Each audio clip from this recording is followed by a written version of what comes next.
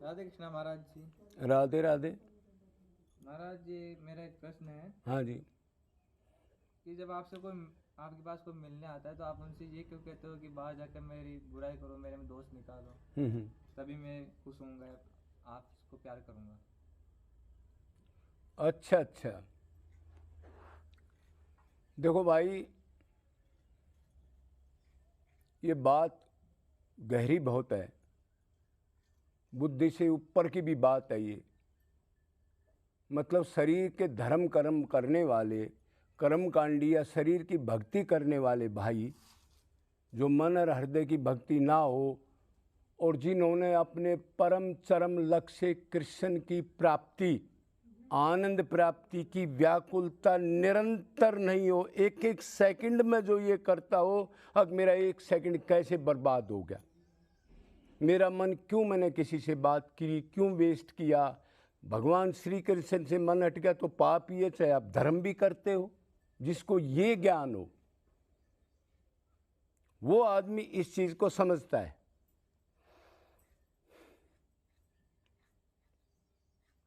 इसी ब्रिज में अभी ये पाखंड तो चला है ज़्यादा 20-30-40 साल से ही, जब ये तरह तरह के आडंबर और ये कथावाचक और इस टाइप के नॉर्मल बगैर तप, त्याग, दान, एकांत सेवन, तन मन धन को बर्बाद जिन्होंने नहीं किया,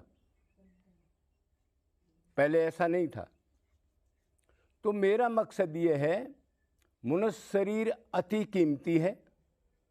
कई बार तो कहते हैं जी सर्वेषु कल्पेषु नहीं मिलता, मतलब कई कल्पों तक। कल्प आपको कई बार बताया ही गया है, कल्प क्या चीज़ है। कल्प को सर्ग की कहते हैं, या एक कल्प में एक बार एक ब्रह्मांड की प्रलय भी कहते हैं। महाप्रलय नहीं, एक ब्रह्मांड की प्रलय। तो कल्प आप जानते हो, चारों युगों की गणना 43,20,000 साल होती है, और 43,20,000 साल 71 बार बीत जाएं तो एक मनवंतर होता है, 30,67,20,000 साल का। और ऐसे 14 मनवंतर बीत जाएं, मतलब 14 मनु चेंज हो जाएं। एक मनु का राज्य है ये, जैसे एक इंद्र की आयु भी इतनी ही है, 30,67,20,000 साल। तो ये 14 बार बीत जाए तो एक मनवंतर, ब्रह्मा जी का एक दिन, उसको सरक कहो, कल्प कहो, एक ब्रह्मांड की प्रलय का समय कहो। इतने की रात, 4 अरब 32 करोड़ साल का दिन और 4 अरब 32 करोड़ साल की ब्रह्मा जी की रात। जिसको ये ज्ञान है, अब कई बार तो मनुष्य शरीर इतने दिन के बाद भी नहीं मिलता, वो कोई भीड़ को चाहेगा क्या? वो अपना टाइम बर्बाद करेगा क्या? अरे पहले हमारे को प्राप्ति नहीं हुई, आज हमारी दशा क्या है? ऊंचे से ऊंचा भगत जो होता है वो अपने आप को जीरो मानता है, प्रभु अभी तो मैं 100 नंबर में से 1 नंबर भी नहीं है, अब तक अवगुण भरे हैं, और निरंतर व्याकुलता से नाम जप ध्यान, उसी का चिंतन, मतलब एक पल भी बर्बाद नहीं करना चाहता। तो इसलिए आपने व्यवहार देखा ही है। एक तो परमात्मा की ये अति कृपा है, राधा की, किशोरी की, कि इन्होंने ऐसी जगह हमारे को दी है, अब जल्दी से आदमी आ ही नहीं सकता, और आ जाए तो आपने पता है मैं जो व्यवहार करता हूं उसके साथ, आत्मा परमात्मा के लगा कोई बात नहीं कहता। 1-2 बार आ जाए कोई ठीक, कोई साधक, ये नहीं है मेरे को कोई द्वेष है, भगवान के भक्तों से द्वेष नहीं होता, लेकिन जिसमें भूख है, जिसमें व्याकुलता है, जो इस ज्ञान को निरंतर पकड़ना चाहता है, उससे तो वो अटैच कर लेता है। और बाकी 2 बार आया, 4 बार आया, भीड़ बढ़ा करके और हाँ हाँ हाँ करता रहा, और आगे ना उसका इस्तेमाल किया, फिर 6 महीने में फिर आ गया, फिर 1 महीने में फिर आ गया, मतलब एक बार कपड़ा धोया फिर गंदे पानी में डबो दिया संसार के विषय में जा करके, और फिर आ गया। तो ज्ञानी संत जिसको लक्ष्य प्राप्ति के लिए उत्कंठा निरंतर रहती है, वो टाइम बर्बाद नहीं करता। समझे आप? इसलिए कोई भाई आ जाता है तो मैं उसको ये कहता हूं, अब भाई जाके आप मेरी बुराई करो, मेरी बदनामी करो, बाबा लोभी है, क्रोधी है, चोर है, पाखंड करता है, उसका आचरण ठीक नहीं है, उसके नियम ठीक नहीं है, प्याज लहसुन खाता है, एकादशी नहीं रखता, तिलक नहीं लगाता, कंठी नहीं, संप्रदाय नहीं, मंत्र नहीं,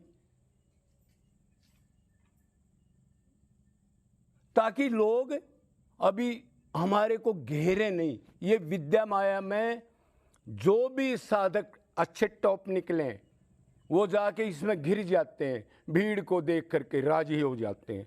कोई माला डाल रहा है, कोई आसन लगा रहा है ऊंचे ऊंचे, अरे महाराज जी तो भगवान है, भगवान को भूल जाते हैं। फिर महाराज जी के गुणगान, महाराज जी राजी होकर के इंद्रियों का देह का सुख लेके फेर उधरी राधे राधे जाके 84 में घूमता है। तो इसलिए जिसने अपने लक्ष्य की प्राप्ति करनी है, जो ये समझ गया 84 में इतना दुख है, अब की बार चूक गया तो कितनी बुरी दशाएं होंगी तेरी। क्यों? सोचने से कर्म बनते हैं, करने से कर्म नहीं बनते। जो हमने गलत सोचा, गलत विचार किए, संसार का चिंतन किया, तो भगवान हर समय अंदर बैठ के नोट करता है। कितने कर्म गलत बना लेते हैं। अगर भगवान के चिंतन को छोड़ देंगे तो मन संसार का चिंतन करेगा, और भगवान से हटते ही संसार का कोई धर्म का चिंतन है वो भी अधर्म है, मतलब वो भी आपके मन को गंदा करेगा। तो इसलिए मैं यही कहता हूं भाई, ना तो मैं कोई संत हूं, मैं तो बिल्कुल डाउन कैटेगरी का आदमी हूं, मतलब मेरे से सब सीनियर हैं, मतलब ब्रह्मांड में मेरे से अवगुणी दोषी आदमी कोई भी नहीं है। जीव जंतु भी मेरे से अच्छी हैं जो 84 के हैं, जरायु, जंड, सबदे, जो द्वेज, नादज, बिंदुज, दो भी हैं। तो इसलिए कहता हूं, अब थोड़ी सी बढ़ाई होगी तो थोड़ा बहुत हमने भगवान की या गुरु की कृपा से, हमारी ताकत नहीं है, वो साधना तत्व ज्ञान को इस्तेमाल करके साधना की है, वो चौपट हो जाएगी और जा करके फिर वहीं जहाँ से चले थे उससे भी नीचे गिर जाएंगे।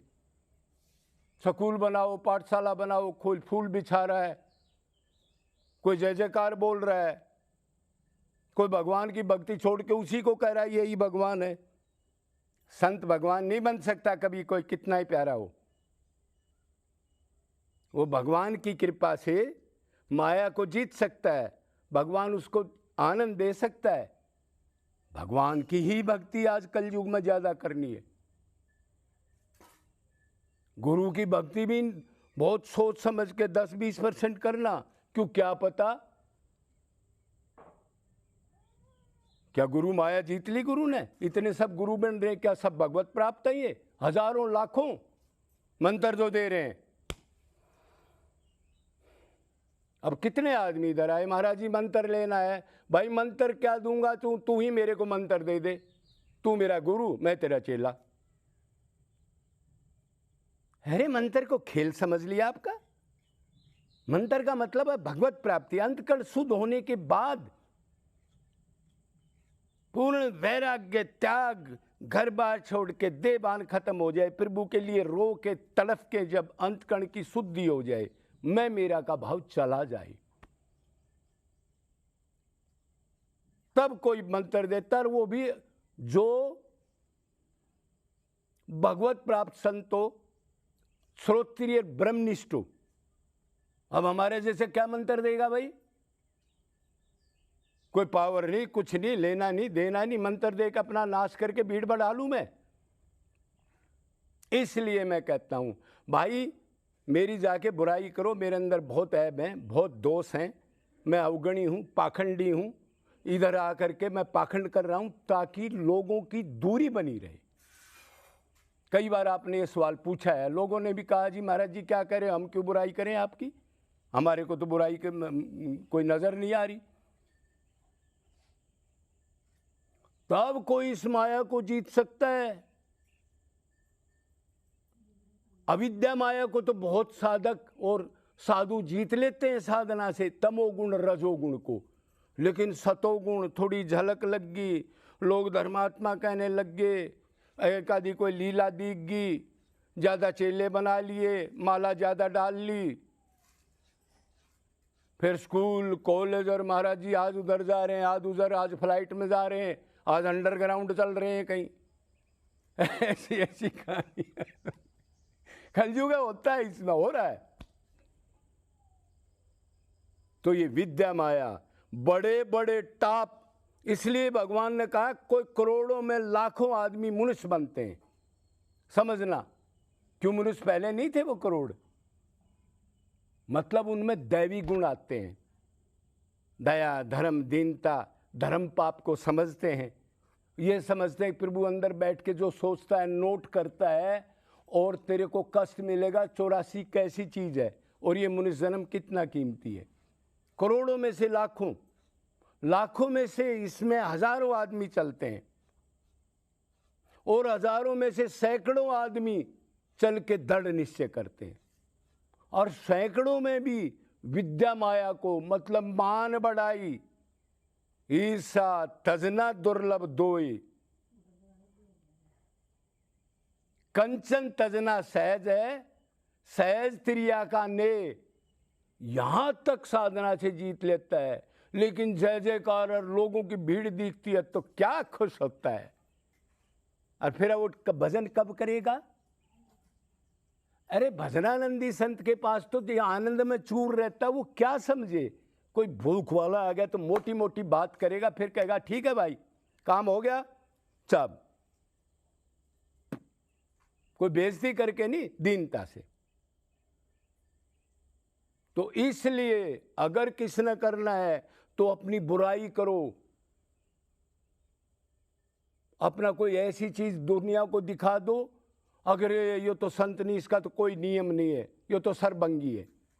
अब उसको क्या पता भक्ति हृदय से होती है, व्याकुलता से होती है, बाहर भक्ति थोड़ी होती है बहिकरण में, मतलब शरीर के बाल में, ढाडी में, उसमें कड़े में, कुंडल में, तिलक में, संप्रदाय में, इसमें भक्ति नहीं होती।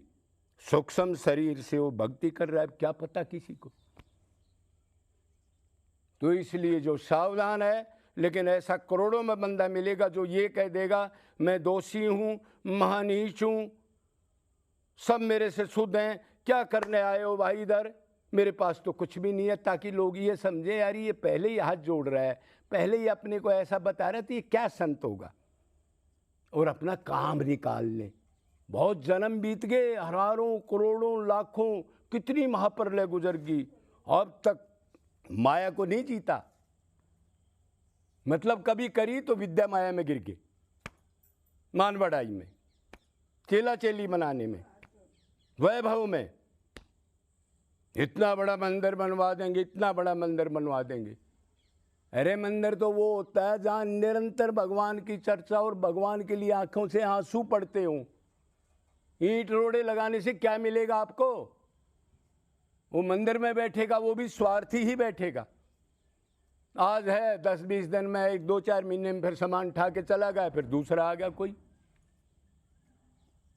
तो कहने का मतलब ये है, अभी आप समझ गए होगे, आप अपना इस ढाल का काम करना है जिससे कोई दिक्कत ना हो और अपना काम निकल जाए और दुनिया से दूर रहना है। बस आदमी दूसरे पक्षियों की, कुत्ते की, गाय की यारी कर लेना, लेकिन इस टाइप के आदमियों से दूर रहना। आपका टाइम बर्बाद करेंगे, आपके अंदर अहंकार आएगा और अपने लक्ष्य से आप फिर अलग हो जाओगे, जैसे बहुत बार हुए हो, करोड़ों अरबों बार। बोलो वृंदावन बिहारी लाल की।